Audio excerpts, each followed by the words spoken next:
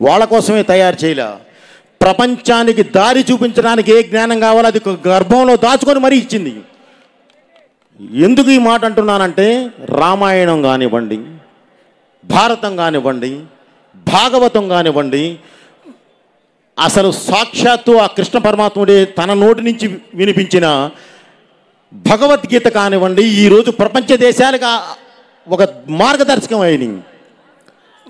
చిన్న మనం నెగ్లెక్ట్ చేస్తున్నాము, అది చేయకూడదు.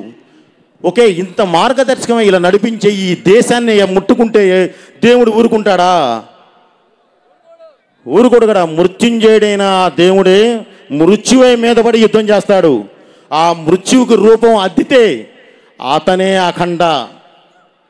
అతను చేసే తాండవమే అఖండ తాండవం. అలాగే ఈ మధ్యకాలమే మనం అందరూ ఇది వినిన తర్వాత నిలబడి క్లాప్స్ కొట్టాల్సిన ఒక విషయం ఏంటంటే, నిజంగా మనస్ఫూర్తిగా మనం క్లాప్స్ కొట్టాల్సిన విషయం అది ఏంటంటే, దీనికన్నా ముందు ఇప్పుడు నేను చెప్పిన సిచ్యువేషన్ మాది జరిగేటప్పుడే, క్లైమాక్స్ బ్యాలెన్స్ ఉన్నప్పుడే ఒక ఇన్సిడెంట్ జరిగింది కాశ్మీర్లో. మీ అందరికీ తెలుసు, ఇందాక చెప్పారు గంగాధర శాస్త్రి గారు.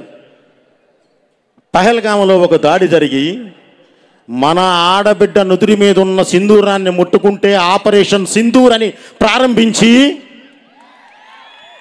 భారతదేశం అంటేనే యుద్ధం అనే మాటగా, యుద్ధం అనేది అసలు మాట వచ్చిందే, సృష్టించిందే భారతదేశం.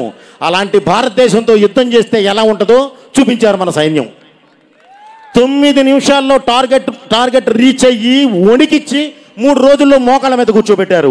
అది మన సైన్యం. మనం అందరూ అభినందించాలి, క్లాప్స్ కొట్టాలి మన సైన్యానికి. అలాగే అలా నిలబడి వాళ్ళు 9 నిమిషాల్లో టార్గెట్ చేరి 3 రోజుల్లో మోకాళ్ళ మీద కూర్చోబెట్టడానికి ప్రధాన కారణం వాళ్ళ వెనకాలన్న ఒక యోధుడు. ఆయనే గౌరవనీయులైన మోదీ గారు.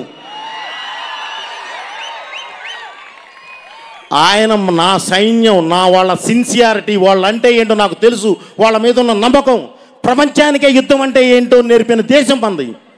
ఒకసారి మేము చూపిస్తాం చూడు అని చెప్పి చూస్తే వదిలితే ఓన్లీ 9 నిమిషాలు 3 రోజుల్లో మోకాళ్ళ మీద కూర్చోబెట్టి ప్రపంచ దేశాలకి ఒక హెచ్చరిక పంపించారు. ఇది భారతదేశం, ఇది భారతీయులు అని చెప్పి పంపించారు.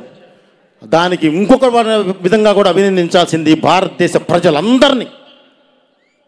140 కోట్ల మంది జనం ఒకేసారి లేచి కొట్టండి అన్నారు, కొట్టేశారు. అది మన దేశం అంటే. ఇది చెప్పడానికి చాలా గర్వంగా ఫీల్ అవుతున్నాను బ్రదర్.